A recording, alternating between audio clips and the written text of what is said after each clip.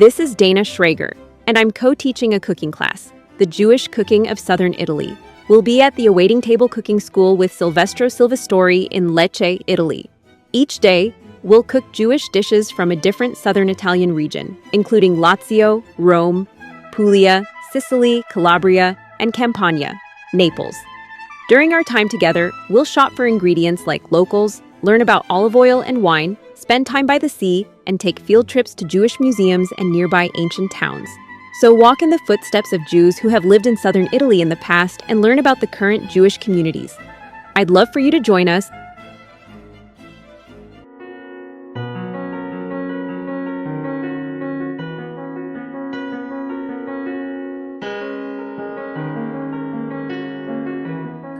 For the last 13 years, newspapers, magazines, and travel documentaries have been predicting that Puglia will be the new Tuscany.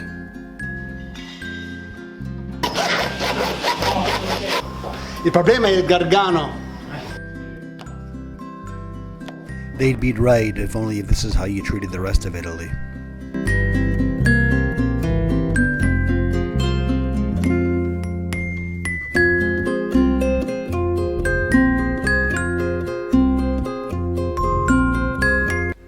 Part of the problem inherent in the question is that it suggests that the future will function exactly as it has in the past, that tourism is static. It isn't.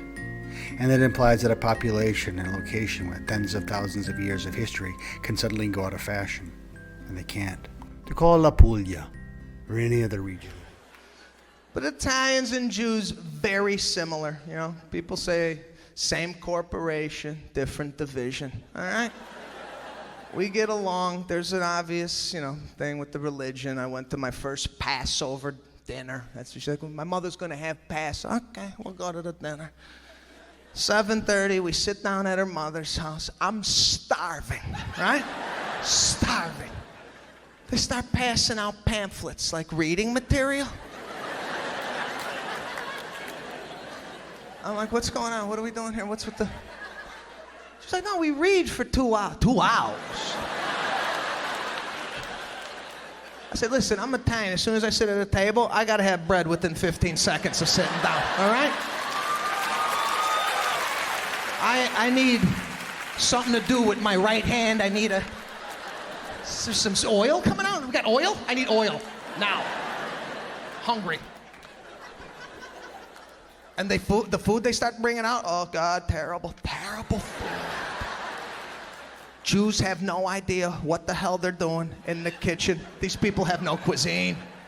Celery, crackers, jam. I'm like, what is it? We're losing people. People are leaving. We need food.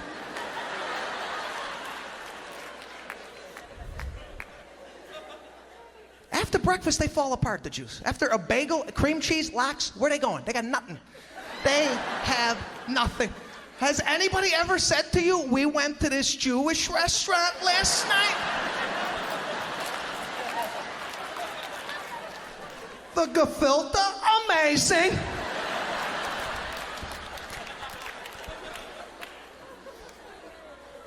I respect the Jews, but let's just have the Italians cater the Passover meal, all right?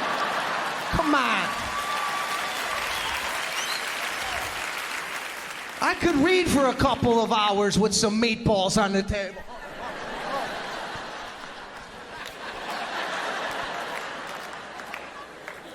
Everyone, this is Jeffrey Geisner from the Jewish Culture and Holocaust Remembrance 10-7 Communities. I am thrilled to invite you to our first film book author collaboration with my really good friend and colleague Dana Schrager from Los Angeles. And we'll be talking about Dana's terrific food site, Jewish Cooking, her ability to understand Italian Jewish research. And so, Dana, I want to ask you to start by saying, I know we've done psychological intergenerational trauma programming together for our communities, and we've done several of them since 2020, the pandemic. But I heard recently that you've decided to retire from psychology, give up your license and practice. So let's start there and kind of go through that tribulations of how you decided that and how you've transitioned your life to being a blogger, foodie, and really the founder of the Jewish cooking site, which has tens of thousands of members on Facebook.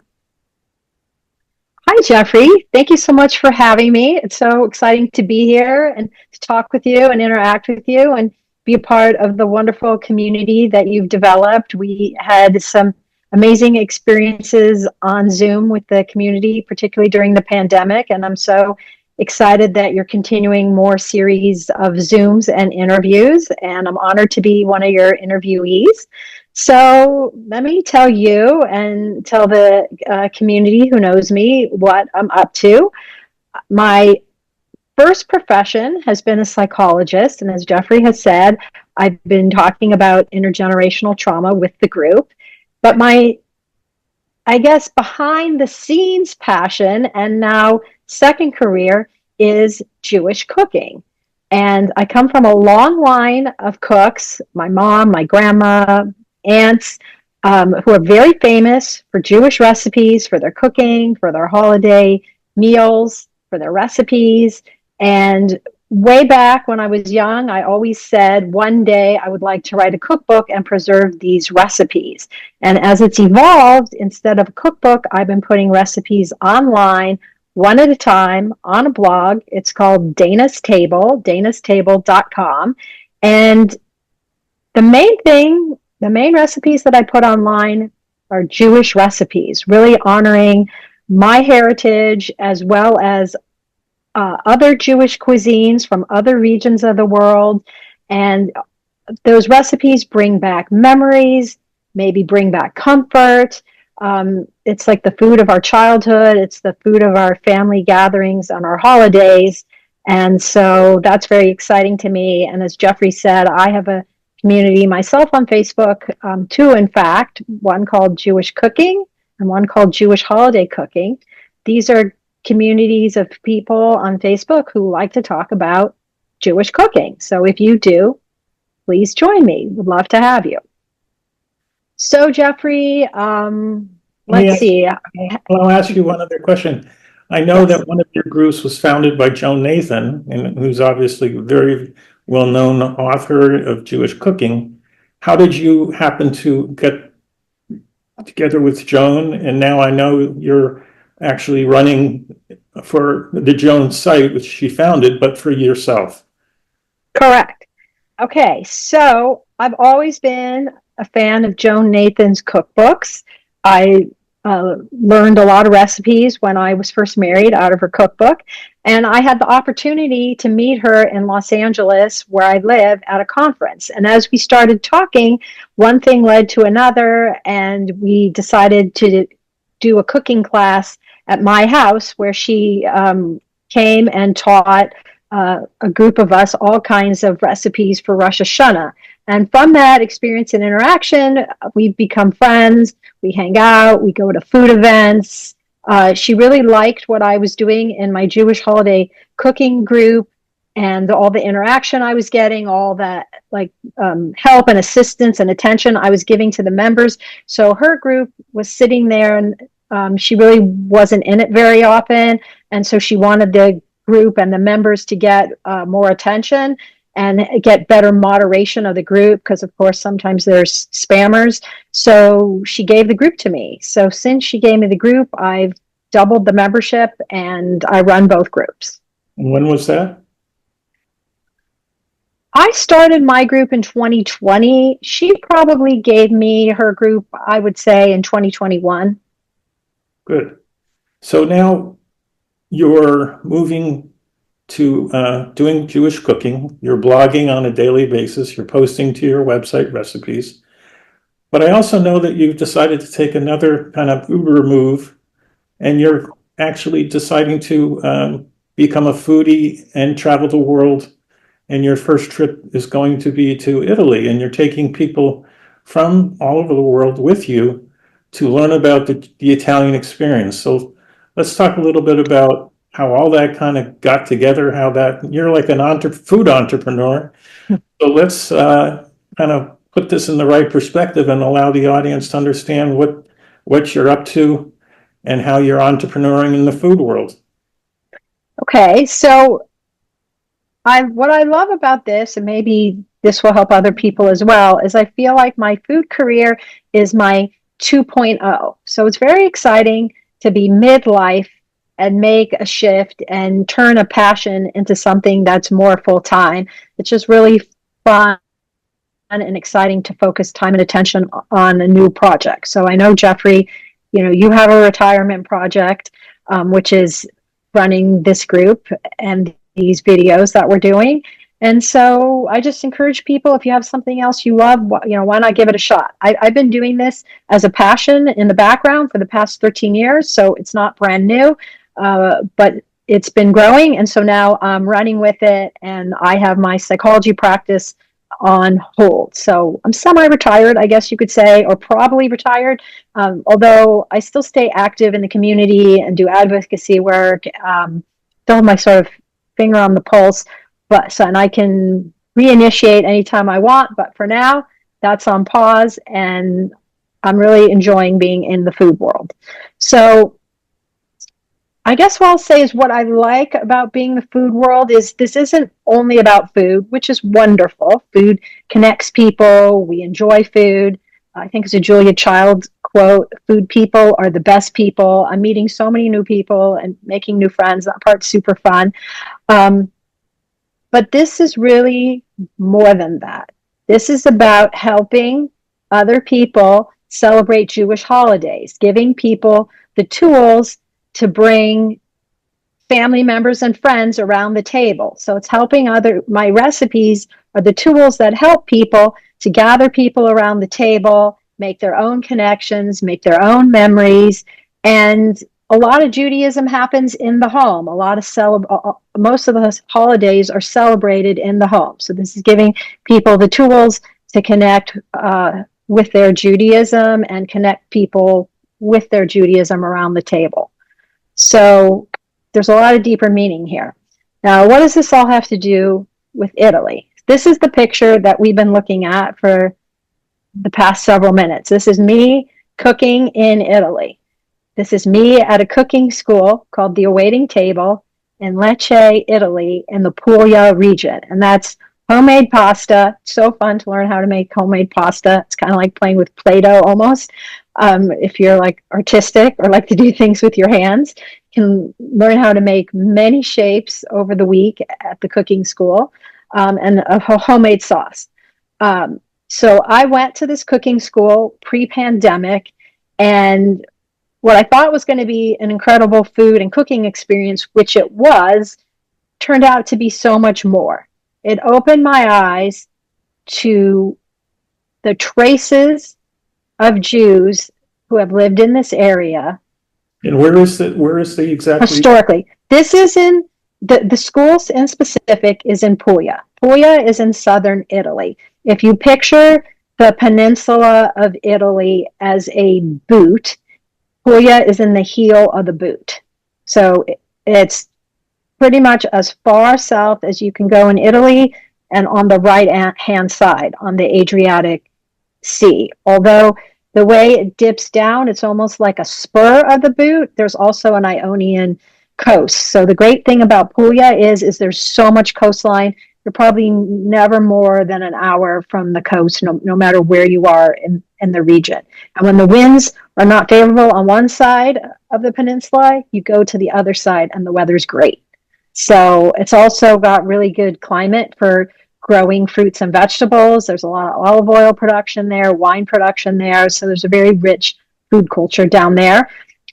It's not as well-known area as some other areas, say like Rome or Florence, but it's very well known from within Italy. It's sort of like, I'm letting you in on a secret. This is the area where the Italians travel in the summertime. So try not to go in August, because that's when it's the most crowded, but it would never be as crowded as like somewhere like Rome. And the trip I'm doing is starting on August 31st in the evening. We're there the first week of September. So we're right at the beginning of the shoulder season, which is a really nice time to go because the weather's still good, but it's not as crowded. How's the winter? So, how's the winters? you can still go in winter, and I'm from California, so I probably say I don't like the winters there. But if you're from anywhere else in the world, you'd be like, the weather's great. It doesn't usually snow, so it's really not that cold there. The bigger cities have vibrant life all year long. Lecce, where the cooking school is a university town. That place is hopping all year long. It's so like vibrant and full of life. You feel the energy when you're there. That's what I love so much about it. People walk around at night before their dinner. So it feels very alive to be there. It's not like Los Angeles where we take cars and sequester in our houses and don't interact with people. Like you walk around there and you see people the crazy thing is the first morning I was walking around there, I was with the cooking school teacher, and I knew of one other person in the town, a friend of a friend. I knew his name was Francisco. I had never met him. And we're walking around and we run into him. So the first minute I was there, I ran into him. So that was like, that's small town living. I live in Los Angeles. It's not a small town like that. So anyway, as I got to know the history of Italy through being there, that's the beauty of travel, is that it brings the stories to life. You're not just hearing about things or looking at photos in the book. You're like walking in the footsteps of the people who came before you. So I learned that Jews lived there and thrived there and lived in relative peace for 1,500 years, from around 70 CE or AD, if you do your dates that way, from the fall of the Second Temple in Jerusalem to 1541. For 1,500 years, Jews were there. Okay, at the end of the 1400s, the region next to Puglia was 40% Jewish. 40% Jewish. I mean, I don't think Los Angeles or New York are 40% Jewish, I mean, that's a really high percentage. You know how many Jews in raw numbers that is? I was wondering that. I have to ask Rabbi Aiello. I'll show you her photo because she will know. She's my source. So let's go okay, let me finish my thought and I'm going to go to the next photo. So the Jews lived here for so long. How come I never knew about this? Like, you don't hear about this. So that's a lot of years. And how come I'm there now, 500 years later, and I have to hunt for little signs and traces? Like, it's pretty close to erased. So, but there's still excavations, there's still things to see. Okay, but so it just really makes you think, or you wonder sort of the fragility of things. Or, the question is, and maybe the question maybe a lot of American Jews are asking is how do you know when things go south? Okay, Jeffrey, you and I have lived in America in a very good time for Jews. And we're wondering what's happening. There's so much rise in anti-Semitism. Like, what's happening? You want to read the tea leaves, you want to read the signs. So the best way to do that is to know history, not just look myopically at today, but see the whole span of time, see these whole 2,000 years and see that history repeats itself, that the signs repeat themselves, and you're so much better educated to understand what's happening to today. So let me show you the next slide. Whoop. Okay. Just right click your mouse.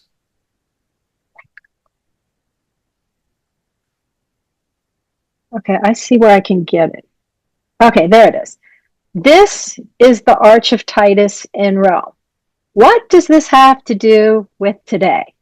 First, let me tell you what you're looking at. These are Romans around the time of 70 CE. These are the Romans who conquered Jerusalem and caused the fall of the Second Temple, the destruction of the Second Temple. Here they are coming back to Rome with the spoils, including the menorah, including slaves, aka hostages, and pieces of the Roman temple in Rome.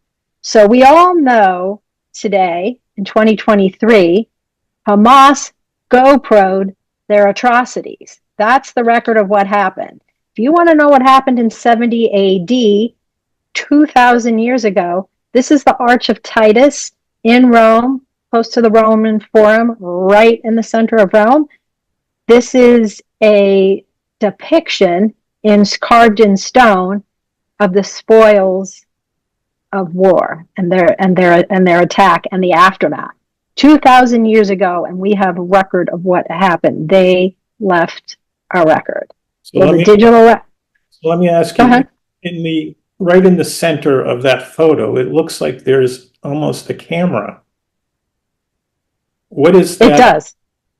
Do you know No, I actually do not know, but I do know that what's depicted is they brought back souvenirs, like pieces of the actual temple, like chunks of stone.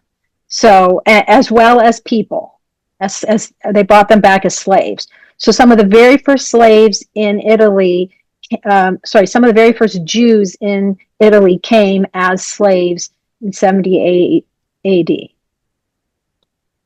So, okay. So now we got the 2,000-year span. This has happened before.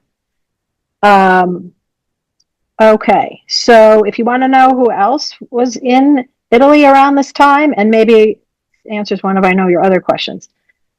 This is a piece of a temple, a synagogue from 4 CE or AD in Calabria. Calabria is the region just very far south in Italy, just west of Puglia.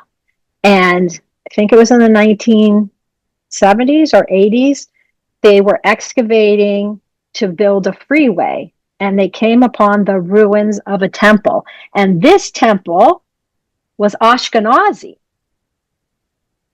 So I think that's very interesting, because I don't usually think of Italian Jews as being Ashkenazi, but these people in Calabria were Ashkenazi. So this is a mosaic. This is all original. So also, if you want, I was so happy to see the site, and to see the site with a good guide who could explain what was happening. And that's a replica of a menorah that they found. But this is what it looks like today. But that's the close-up of the mosaic. It's ruins. And see that? That's the freeway they built over. So they were trying to build the freeway, and they didn't build it on the ruins. They had to elevate it and build the freeway over. So it looks like ruins. I have another picture of ruins. So there's not like a lot to see, but the guide will tell you, this is this room, this is that room, this is what was found in each room. They have some of the artifacts in the museum of what was found. And this area is on the coast. There's so much coastline in Calabria too. It's breathtaking. Oh, sorry. It's breathtaking. That's about an hour away in Tropea. But I mean, look at the color of that water. I mean, it's so breathtakingly beautiful there. So what happened to these Ashkenazi Jews who were there 2,000 years ago? They were too close to the coast. Too many invaders. So they had to move and go further inland and more in the hills. The center of Calabria is more hilly than the coast. So they moved. They abandoned that site. So I was very. Go ahead. Picture. There's a bunch of color. What looks like color stones on umbrellas. They're umbrellas. So people are actually bathing.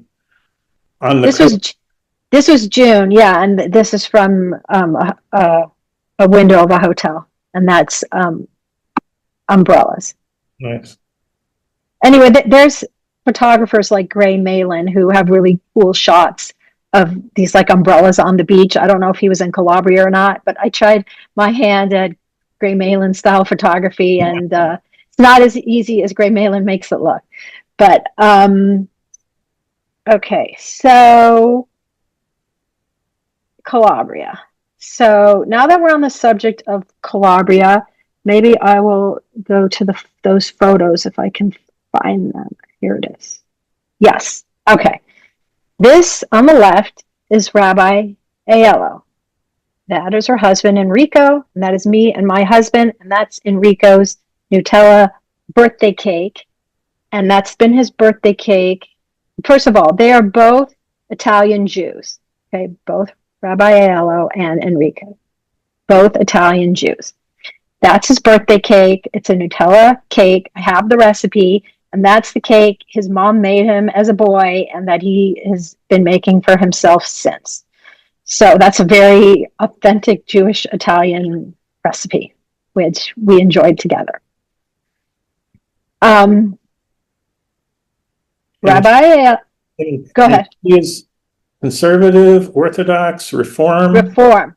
She is the first Reform and the first female rabbi in Italy. Most of Italian Jews in Italy belong to an Orthodox synagogue, and it's got a parent organization, an Orthodox parent organization that oversees all of those Orthodox synagogues. So they're not so happy she's there, but she is amazing. So let me tell you what she's doing, because this really applies to a certain group of people around the world. She was born in Florida. Her grandparents and her father were born in Calabria. Enrique's born in Calabria as well. So when her grandma would come to visit her, and it would be Friday night Shabbat, her grandma would go to the basement of the house to light candles. And she would say, "Grandma, what are you doing?" She's like, "Light the candles in the basement." Okay, did you hear me? I said I have to light the candles in the basement. She'd whisper and like sort of crouch and hide and refuse to light the candles anywhere but the basement. And she'd say, "But Grandma, we're in America. You can light the candles anywhere you want. You can light them in the living room. You can light them anywhere." And she's like, "No, I have to light them in the basement." So she was a hidden secret. She was practicing her Judaism in secret, in hiding.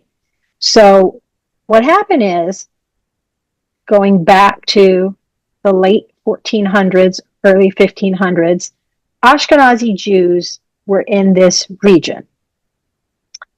Also, this area in Italy that I'm talking about, Calabria, Sicily, southern Italy, Sicily, Calabria, Puglia, and up to Campania, where Naples is, up to Rome. This is a trade route. And also there's lots of ports on the Adriatic coast, which I can show you. I have pictures of that, where trade is coming through. So a lot of Jewish people were involved in trade and involved in banking. Many of these regions or countries had restrictions on what jobs the Jews could have. So those were some of the jobs that were allowed. And so the Jews traveled through this region, and some of it liked it and settled there, or some settled there because that's where they had business with trade and banking. So they're traveling through and settling the region. So more come as they go through these trade routes, more come and stay. But in 1492, there was the Spanish Inquisition, where Ferdinand and Isabella expelled all Jews from Spain. I don't know how many there were, but there were a lot. And a lot came nearby to Sicily and Calabria. That's how Calabria really grew its Jewish population, because all the Sephardic Jews of Spanish origin, were coming and staying in Calabria.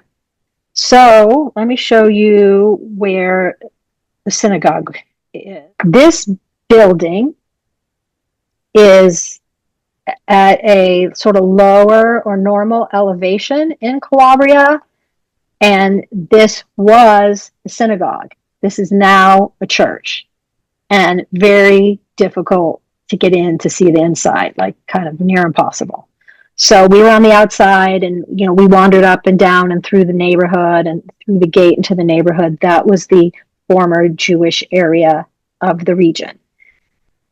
But soon, the Spanish, this area in southern Italy was a Spanish territory. And the Spanish, after they kicked the Jews out of the country, they decided they would kick the Jews out of their territories as well. So the Jews had to leave. Where did they go? Some of them went to the top of the mountain. And where did I go? To the top of the mountain, because that's where Rabbi Aiello lives. So I don't know if I have any more. Oh, yes, this is in Rabbi Aiello's synagogue section of the building her house is in. This is her completely fabulous and wonderful menorah collection from all around the world. It's a really cool collection, really some very fabulous pieces in there. Anyway, so the Jews had to either convert, leave, be killed, or practice in hiding. So a certain number of Jews went up to the top of the mountain and practiced sort of in hiding in secret. And so that's where this is Serra Stretta up at the top of the mountain. It's a beautiful drive through trees, which I don't have a photo handy of it. But okay, so eventually the Jews got routed out. I guess there must have been like a bounty if you turn people in or something like that to the Spanish government. So when is this? What period of time are we talking about? Late 1500s. Okay. Or in the 1500s, sorry. So this is what happened. That most of the Jews at that point decided to just move more up north. There's a lot more still existing synagogues and stuff further north in Italy. People dispersed, but some people stayed in Serra Stretta, like Rabbi Aiello and her husband's family. They stayed. They practiced in secret. They lit the Shabbat candles in the basement. So Rabbi Aiello's in the area, and there's many, many, many people there. And I've met some people who, in their heart, they just know, they just have a feeling like they don't feel fully actualized. They don't feel fully themselves. They may have grown up Catholic or with no religion, but somehow in their heart they have this feeling that they're Jewish. She has so many interesting things on the website. I think the most interesting thing is she has a last name database. It's a database of last names that indicate that your ancestors were probably Jewish. So they talk about this in other cultures. You can hear about this, people who were Spanish, people who are in South America. Sometimes they're called Conversano Jews, Marrano Jews. There's all different names for hidden Jews. So they still do little practices. But they don't know is like, I just thought that was an idiosyncrasy of my family, that we buried our dead right away. We, wrapped them in a plain cloth. And all these little traditions that we have, somehow there were remnants of Shabbat and burial practices and holidays that the family kept up as an idiosyncrasy of the family. But once you hear them describe what they do, these are all Jewish practices. So these are the hints that their ancestors were Jewish. And in some families, like when grandma's on the deathbed, grandma whispers, "Go to my top desk drawer in the back." And then in the back are Jewish artifacts, like, a Kiddush cup, a mezuzah, a menorah, whatever, little things that are used for practicing Judaism. So some people know, some people have heard the whispers. So Rabbi Aiello, as well as some other communities, are welcoming these people to return. And so she's got a whole community of people that follow her, some in this little village and some online. She does bar and bat mitzvahs, weddings, but some people don't feel like their true selves or their whole selves until they reconnect and they return. So I think what she's doing is really beautiful. And it takes a special person to do what she's doing. Io ricordo la prima volta la mia nonna è andata agli Stati Uniti una venerdì sera per lo Shabbat e poi ha preso in braccio le due candele, portacandele, per andare giù nella cantina, per accendere le candele dello Shabbat. Mio padre ha detto, mamma, questa America, la terra, paese di libertà. Lei ha detto, non sono sicura.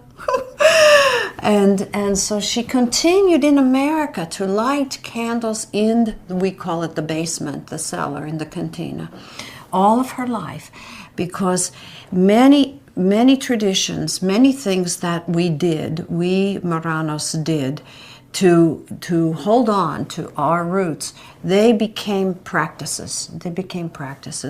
And it was very difficult for especially Calabrese, very, very difficult to know which things the family did are superstition, which things are tradition, which things are cultural, and which are religious.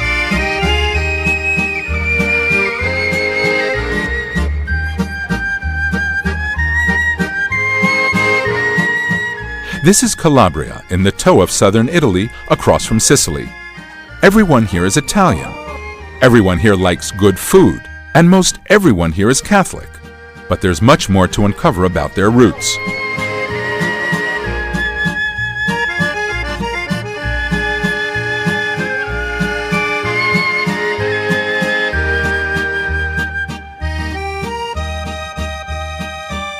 My family, the last name, the surname Aiello, goes all the way back to Judea and biblical times. Elul means actually in Hebrew to God.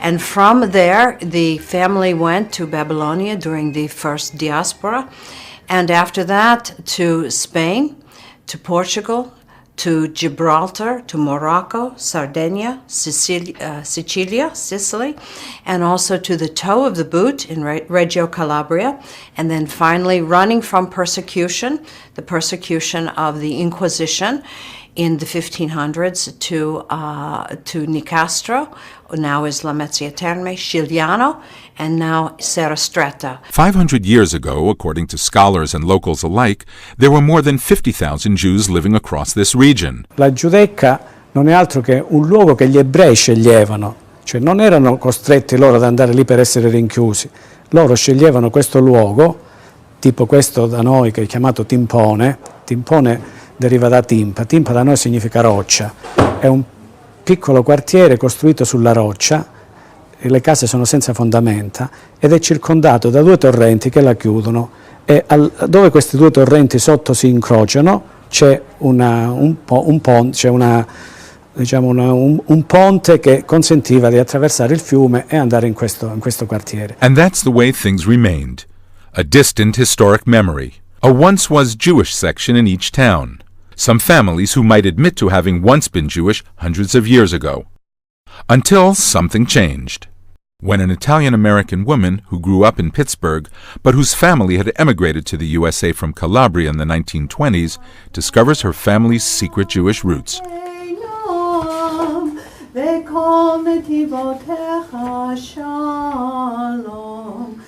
And eventually becomes a rabbi with a mission. My father was the liberator of the Buchenwald concentration camp. Dopo lui ha visto dentro il campo questi ragazzi quasi morti.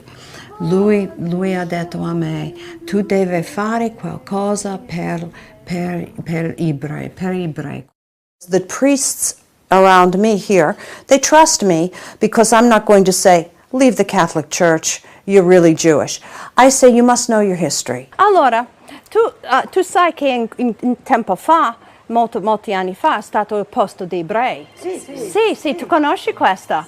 Sì, che cosa tu ricordi? Che hanno detto? Hanno detto perché qua c'era una cosa che c'era l'olio. Ah, l'olio. Sì. Hanno fatto questa cosa che c'è, come si chiama? L'arco. Sì, anche i cognomi cittadini, taverne, Io sono Sinopoli. cittadini è un nome ebraico. Tu conosci questo? Voi conoscete? Sì, sì, sì. I would say to people, do you think you're Jewish? And they would say, no. Then I realized I was asking the wrong question. What I needed to be asking was, what did your family do when a baby was born? What did your family do when a boy or girl reached 12 or 13 years old? What did your family do for a wedding? What did your family do for mourning when people died?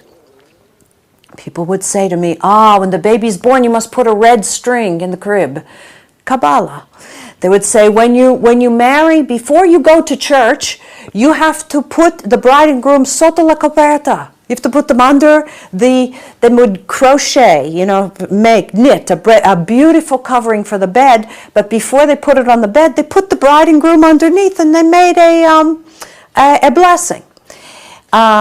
When the girl reaches 12 years old, you make a dinner like Friday night with 2 candles on the table.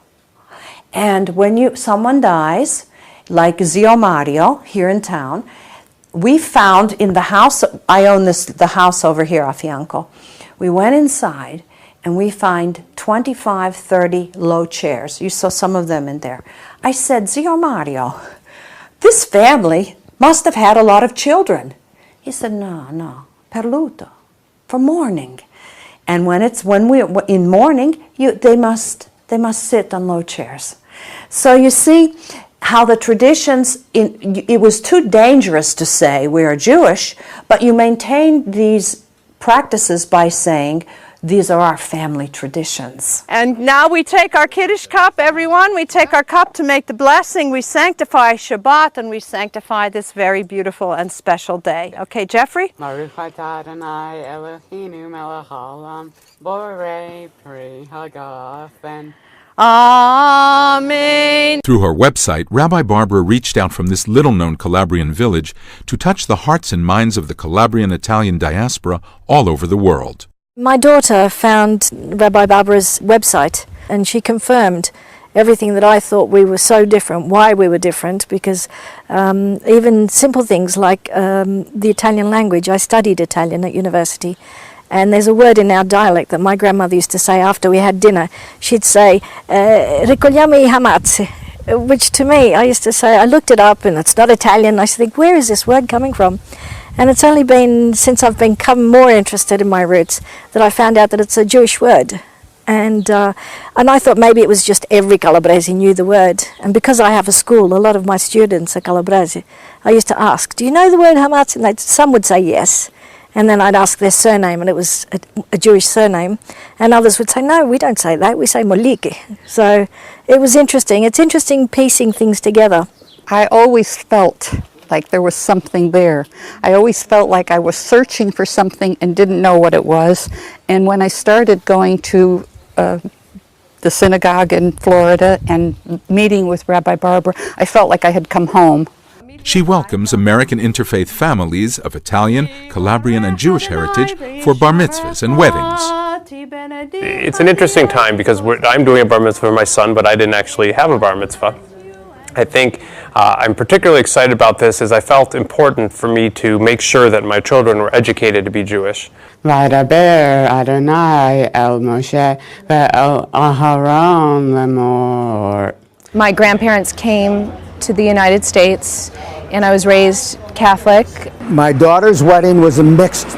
There was a rabbi and also a Catholic priest.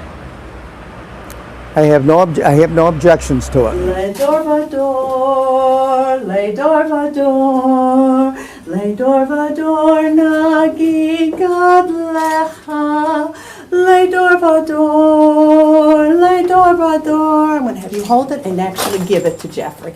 Le dorvador nagi. I am happy to do the bar mitzvah here in Calabria because I am not really the party kind of person, and if I did it in the United States, I would have to kind of like throw a party. So I'd rather do it here, and And since I'm half Italian, I wanted to do it here. We offer an alternative to the strict Orthodox practice. We offer a way to live in your family, to live a Jewish life, and to be part of the community. But not everyone was happy that a Jewish presence, brought by a female rabbi, the first ever in Italy, was making itself felt in this totally Catholic region. Someone wrote on the wall in front of this apartment building, "Listen, Jew girl."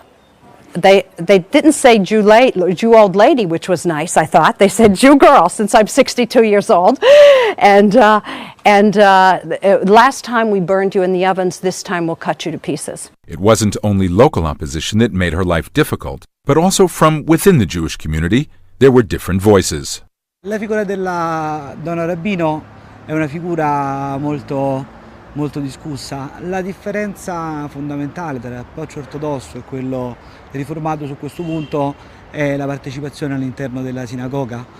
L'idea che la donna deve copiare l'uomo significa che la donna non è contenta con questa che c'ha lei. A woman in my position as a rabbi telling Jews they can be Jewish with a woman rabbi was a really bad thing. A male rabbi as a reformer they might have had a coffee together, but not me, because to have a discussion with me, an Orthodox rabbi, it would mean acknowledging acknowledging me as their colleague. Impossible. Noi possiamo stare a un tavolo tutti in modo pacifico e non arrivare a odiare ognuno. Possiamo anche discutere dopo la cena o durante la cena diverse opinioni, e può essere anche opinioni diverse, contraddittorie, però dobbiamo rimanere sempre in modo molto pacifico, perché perché c'è scritto Vechol derachea shalom, tutte le vie della Torah devono portare alla fine alla pace.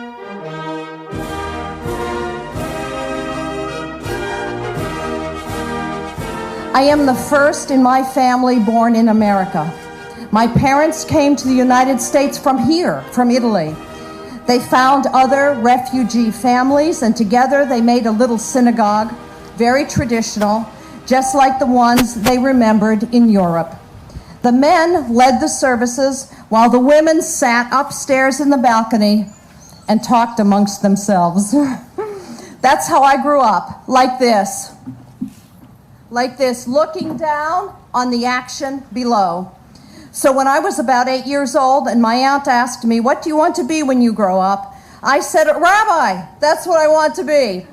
I remember it well. My aunt and the others in the family, they were stunned. Then Auntie said to me, "Now tell me la verità, carissima. What do you really want to be?" My family was so surprised because back in the day there were no women rabbis, not even one. Yet it didn't seem to matter how many people laughed or shook their heads. The dream never died. The first woman rabbi in the modern day was my colleague, Sally Priesand, who was ordained in the United States in 1976. But it wasn't until 1999 that it happened for me. I was 51 years old, but I finally became a rabbi.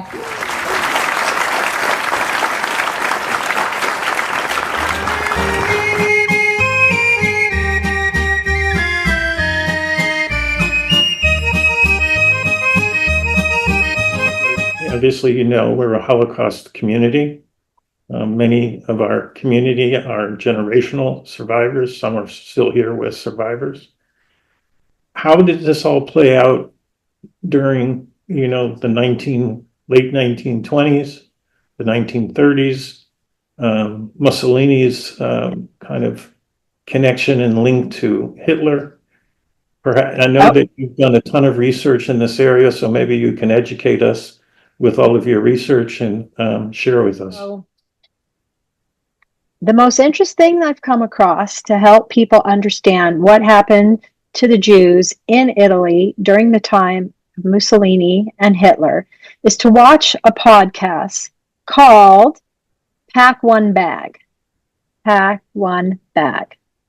Phenomenal 10-episode podcast that I recently listened to about the Modigliani family, told from the point of view of the great-grandson who's an American, who's a documentary maker, and he produced this podcast.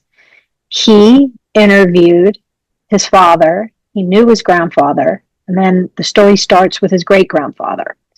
So the whole point of his podcast, which relates to today, is when you start to see fascism in your country, how do you know when it's time to leave?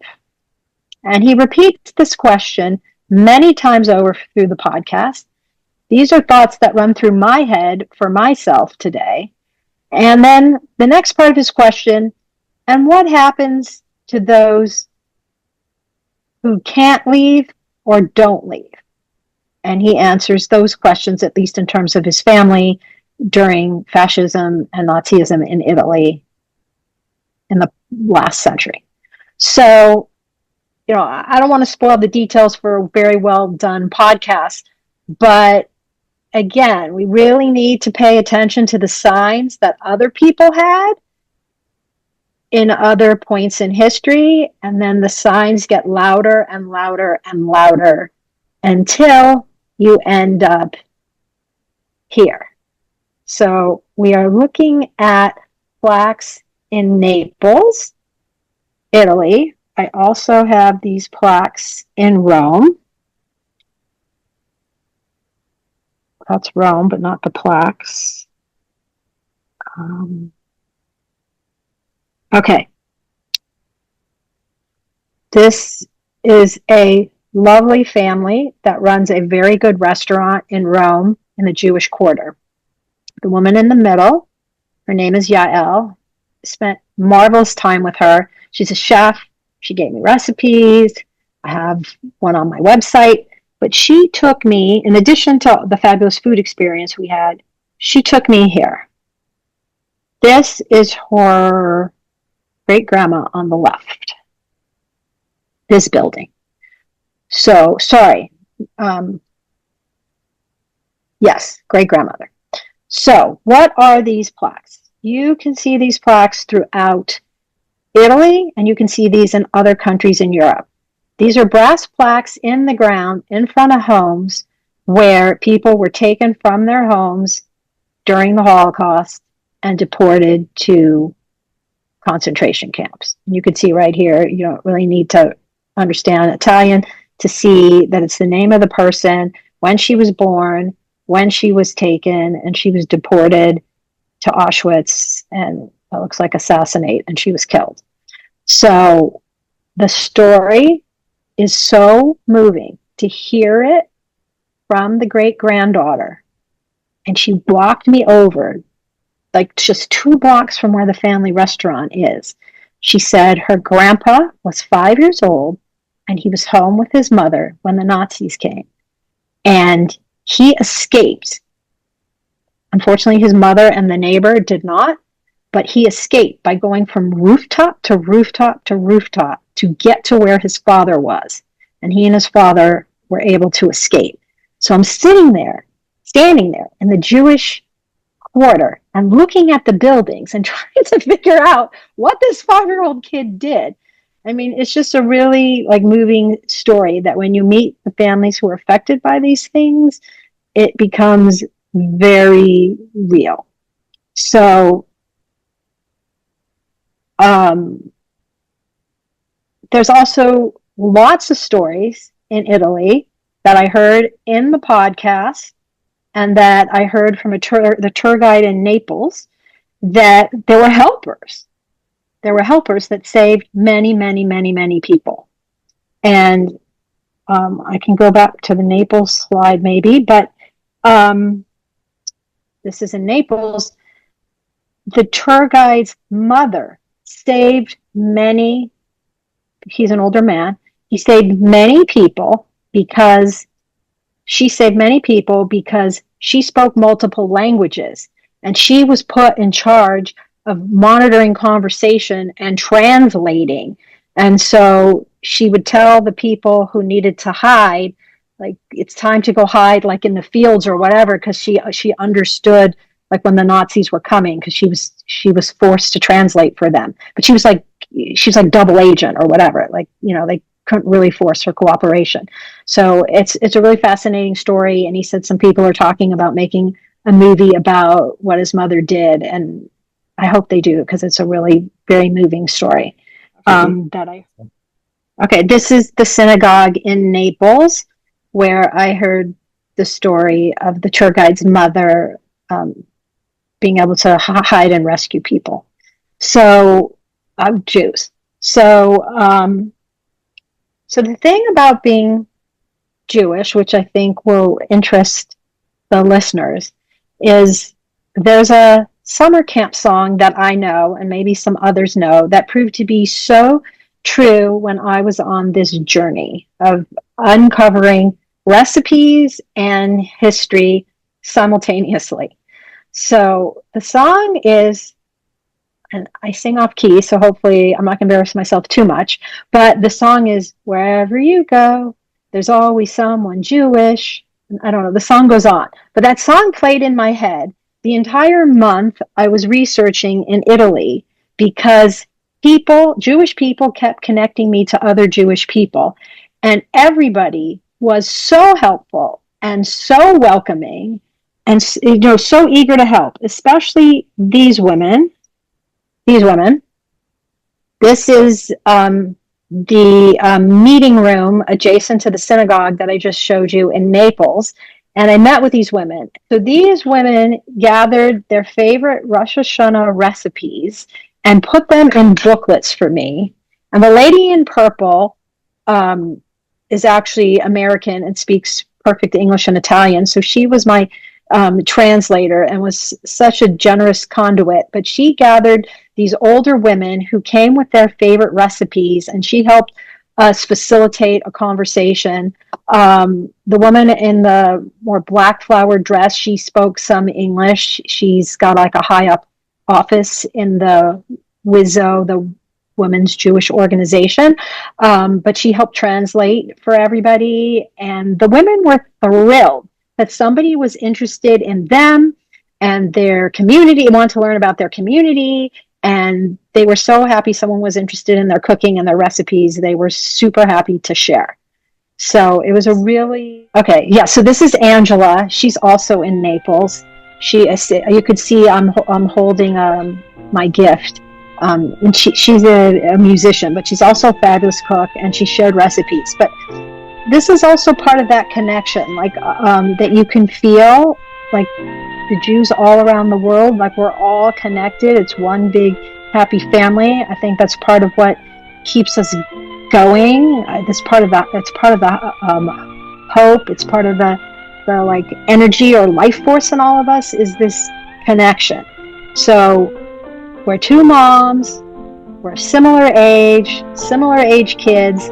And after we, talked about food, we talked about what we each do. She told me all about her music career, which is very interesting because she plays Italian Jewish music. Like, she's like preserving music and the history of the compositions.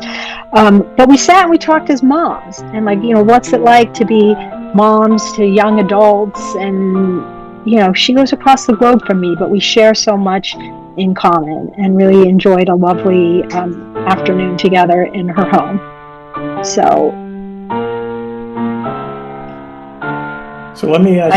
I just left with a lot of hope and inspiration and good feeling, because everybody was so warm and welcoming and generous in Jewish communities in many different cities in southern Italy. What I hope people get out of it. First of all, I went back to the picture of me cooking in Silvestro's kitchen. Okay, so Silvestro and I are team teaching this class.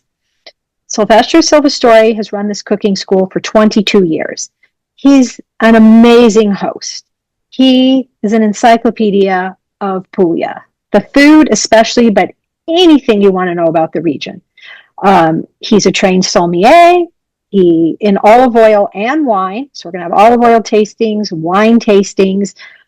It's always a good time at his house, because after you have this fun cooking all this food, you sit in the dining room and talk and sit and drink wine for as late as you want. Silvestro never tells you to leave. You can leave when you're ready. It can be all night. So It's kind of like it feels like an endless party. But see, part of what I love about Italy is that warmth and that hospitality and that life happens around the table. That feels so familiar to me. That feels so Jewish, but it's also so Italian.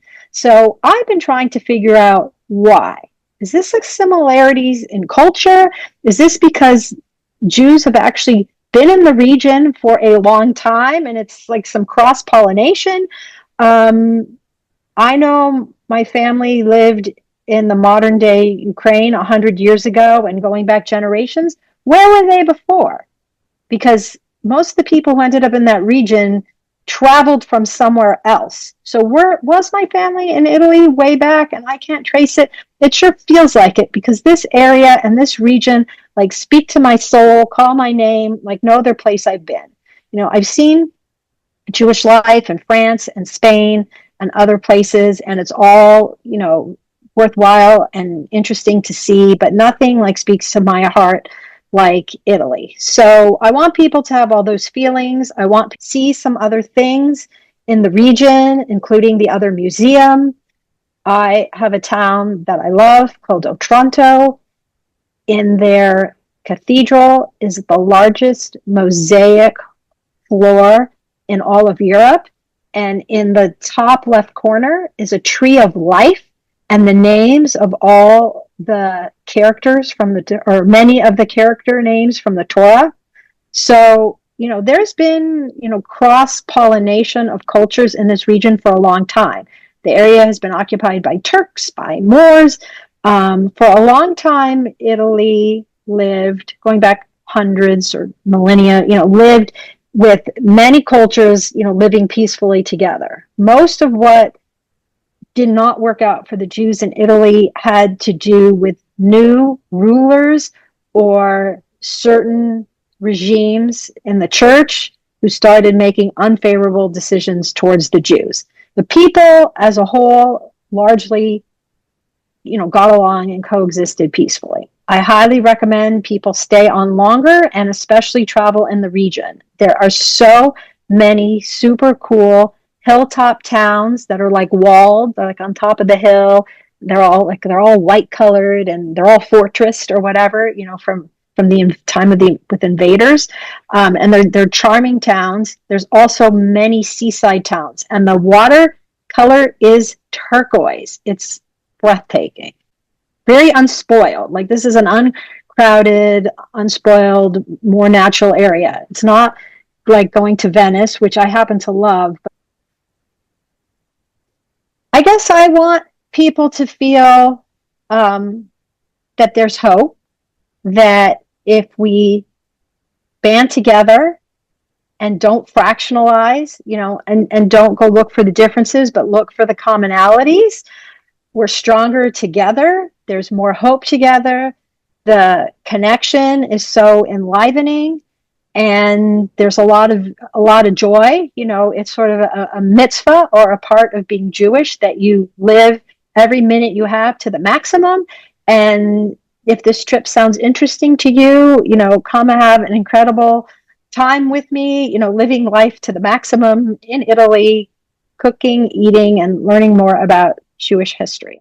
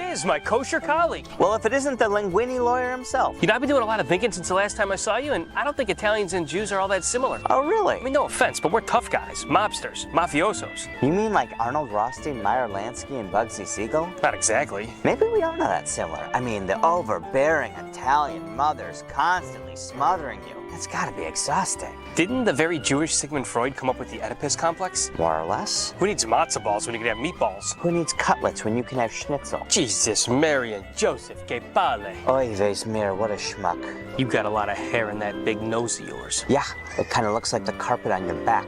I'd watch what you say. This park has 2 paisanos. Who, that guy? He's more Jewish than my accountant. Care to make it interesting? Loser buys pizza bagels? You're on.